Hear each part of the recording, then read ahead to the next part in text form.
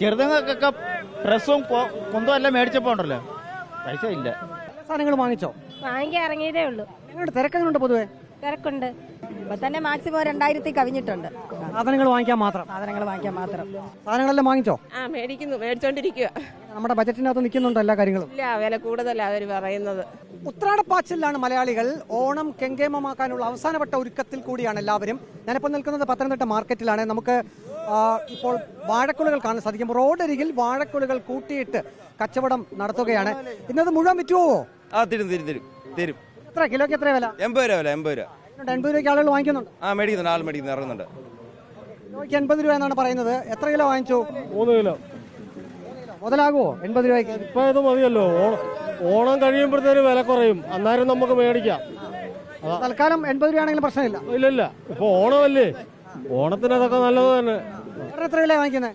3 kilo മേടിക്കാനൊക്കെ ഈ മഴയും പിടിച്ച് പണിയില്ലാതെ 3 കിലോ തന്നെ കുറവാ. 80 രൂപ ഒരു കിലോയ്ക്ക്? 80. അപ്പം 3 കിലോ മതി. 3, 24, 250 രൂപ. 6 കിലോയൊക്കെ മേടിക്കണം എന്ന് ആഗ്രഹമുണ്ട്. ചെറുതങ്ങൾക്കൊക്കെ ഡ്രസ്സും കുന്തവും എല്ലാം മേടിച്ചപ്പോൾ ഉണ്ടല്ലോ പൈസ ഇല്ല. പോക്കറ്റ് കാലിയായി. ഈ മഴ പത്തനംതിട്ട ജില്ലയിലെ മഴ റാന്നിയിലൊക്കെ ആകുമ്പോൾ എന്തോ കഷ്ടമാ. പണിയൊന്നും ഇല്ലായിരുന്നല്ലേ? ലോൺ എടുത്തു കുന്തമൊക്കെ എടുത്താ വരുന്നത്. ഇതുങ്ങളെ കൂടെ വല്ല ഡ്രസ്സ് മേടിക്കണ്ടായോ? 3 കിലോ മേടിക്കും, എത്രയാണെന്ന് അറിയത്തില്ല. 3 കിലോയ്ക്ക് 83 രൂപ, 240 രൂപയാവും.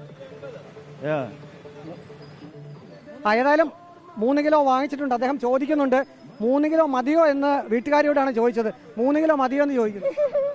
3 മേടിച്ചാൽ മതി.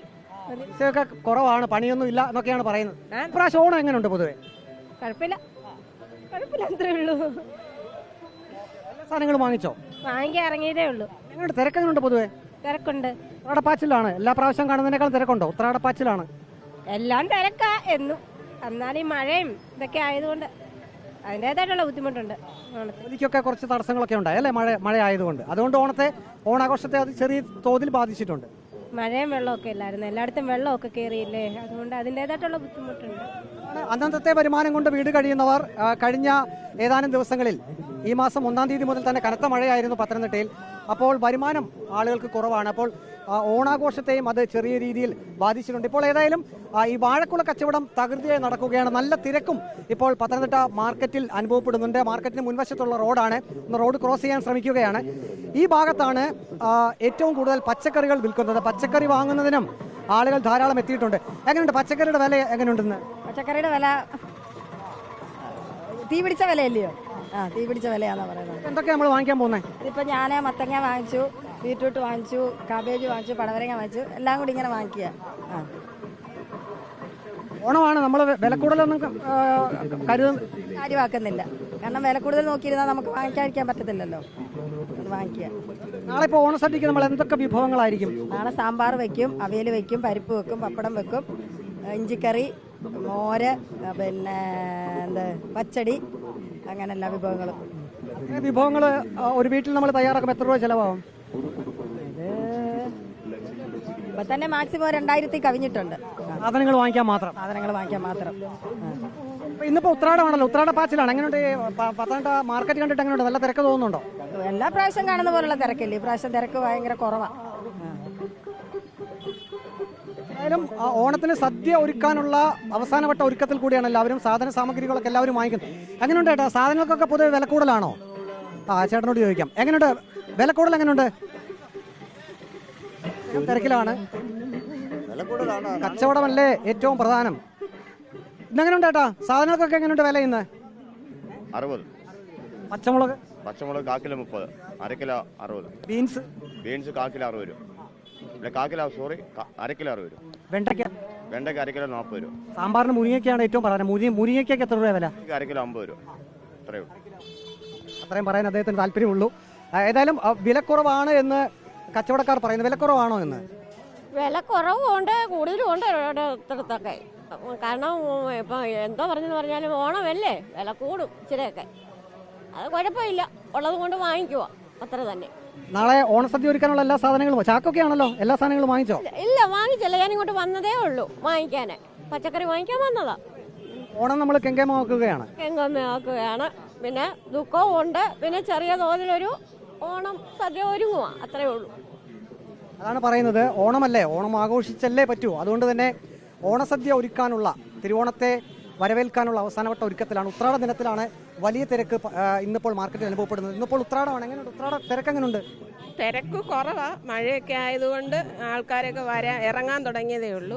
രാത്രിയൊക്കെ നല്ല മഴയായിരുന്നു.